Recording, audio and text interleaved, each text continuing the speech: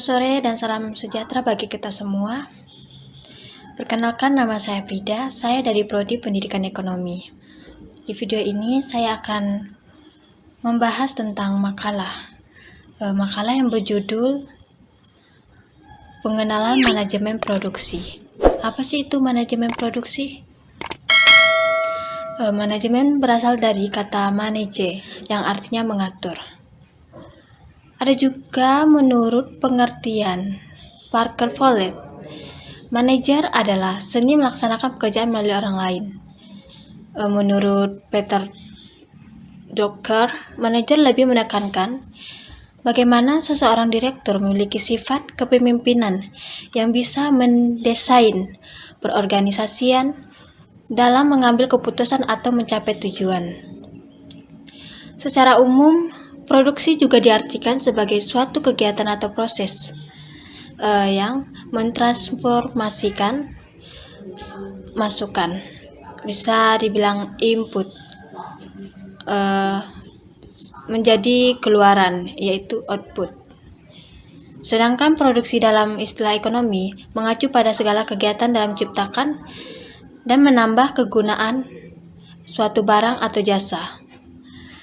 Juga membutuhkan sebuah faktor-faktor produksi yang berupa tanah, modal tenaga kerja, serta skill.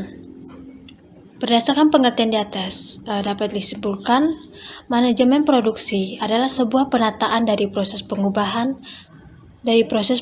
bahan mentah menjadi suatu produk atau jasa yang menjadi nilai jual serta nilai pakai. Kita akan membahas pengembangan manajemen produksi. Ilmu manajemen berkembang hampir seumuran dengan lamanya manusia menghuni bumi ini. Banyak catatan membuktikan bahwa manajemen sudah diterapkan sejak zaman kuno. Penafsiran tulisan kuno di Mesir yang diperkirakan ditulis pada tahun 1300 sebelum Masehi menunjukkan bahwa organisasi dan administrasi negara telah ditetapkan oleh para pelaksana negara pada zaman kuno. Sesuai dengan kemajuan, ilmu pengetahuan dan teknologi, bagian dari manajemen itu mengkhususkan diri untuk mengejar tujuannya. Manajemen produksi termasuk ke dalam bidang manajemen yang mengkhususkan tujuannya. Manajemen produksi itu pula berkembang mengikuti perkembangan konsumsi masyarakat terhadap produksi yang dihasilkan. Perkembangan manajemen produksi terjadi berkat beberapa dorongan faktor yang menunjang, yaitu adanya pembagian kerja dan spesialisasi, revolusi industri, pengembangan alat dan teknologi, serta pengembangan ilmu dan metode kerja. Memasuki ruang lingkup manajemen produksi. Manajemen produksi mencakupi kegiatan yang cukup luas, menyangkut beberapa keputusan manajemen, baik keputusan jangka pendek maupun keputusan yang jangka panjang. Hal itu diterapkan dalam bidang produksi di suatu perusahaan. Penerapan proses manajemen yang meliputi beberapa keputusan dalam bidang-bidang persiapan produksi ini bertujuan agar produksi dalam proses itu dapat berjalan dengan sebaik-baiknya. Di antaranya, perencanaan sistem produksi, sistem pengendalian produksi, serta sistem informasi produksi. Dengan demikian, dapat disebutkan bahwa ruang lingkup manajemen produksi terdiri dari 3 hal, yaitu perencanaan sistem produksi, sistem pengendalian produksi, dan sistem informasi produksi. Manajemen produksi juga memiliki tujuan serta fungsi tersendiri, yaitu di mana fungsi tersebut ada 4, yaitu perencanaan, pengawasan, pengelolaan, dan jasa pendukung. Tujuan manajemen produksi. Manajemen produksi bertujuan untuk mengelola sumber daya manusia dalam bentuk tenaga kerja, agar mereka semua mampu memaksimalkan potensi dengan tugas yang dijalani.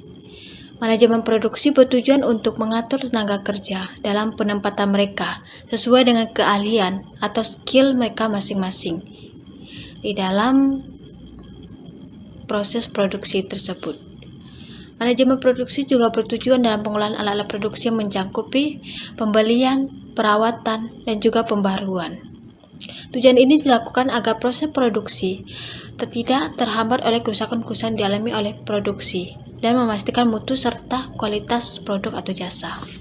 Manajemen produksi dan lingkungannya. Yang pertama, pentingnya manajemen operasi. Alasan pentingnya mempelajari manajemen produksi adalah topik-topik yang dipelajari dalam manajemen produksi berkaitan dengan desain, operasi, dan pengawasan sisi penawaran organisasi-organisasi. Semua organisasi ada untuk memenuhi permintaan tersebut. Dengan pemahaman dasar tentang apa yang dilakukan untuk mengembangkan dan mengoperasikan sistem-sistem produksi, para manajer pemasaran dapat melayani pasar dan mengelola tenaga kerja dan mengelola tenaga penjualan mereka dengan secara lebih baik bila mereka memahami kemampuan dan keterbatasan sistem permintaan penawaran total mereka. Pengenalan produk baru, kemampuan produk baru. Manajer keuangan dapat merencanakan ekspansi kapasitas dan akan dapat memahami tujuan-tujuan persediaan secara lebih baik. Yang kedua, hubungan fungsi produksi dan lingkungannya. Pesanan-pesanan diterima oleh Departemen Penjualan yang merupakan bagian fungsi dari pemasaran. Bahan mentah dan suplai didapatkan melalui fungsi pembelian. Sedangkan modal untuk pembelian berbagai peralatan datang dari fungsi keuangan. Tenaga kerja diperoleh melalui fungsi personalia. Dan produk dikirim oleh fungsi distribusi. Penyanggang fungsi produk dari pengaruh lingkungan secara langsung diperlakukan untuk alasan diantaranya interaksi dengan unsur-unsur lingkungan. Proses transformasi teknologi yang lebih efisien daripada proses yang diperlukan dalam pengadaan, masukan, serta penjualan proses transportasi, serta penjualan produk akhir. Keterampilan manajerial yang diperlukan untuk keberhasilan operasi proses transformasi sering berbeda dengan yang diperlukan untuk keberhasilan operasi pemasaran, personalia, atau keuangan. Yang ketiga, organisasi formal fungsi produksi.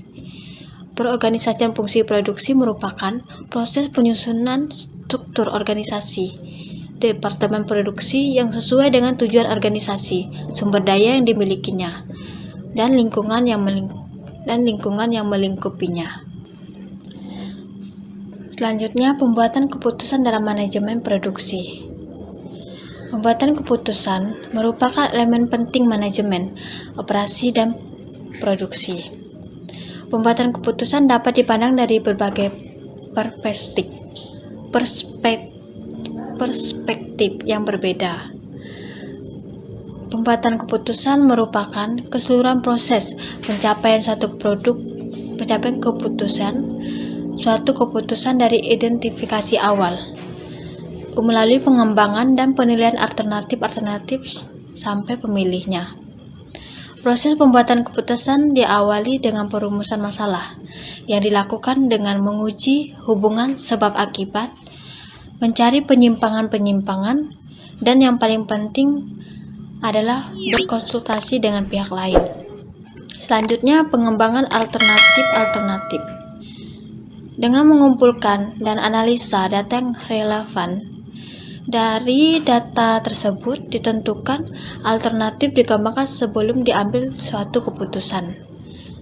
Setelah dikembangkannya alternatif, maka langkah selanjutnya adalah evaluasi alternatif yang tergantung pada kriteria pemilihan keputusan yang tepat. Dan evaluasi alternatif dipermudah dengan penggunaan model-model matematik formal.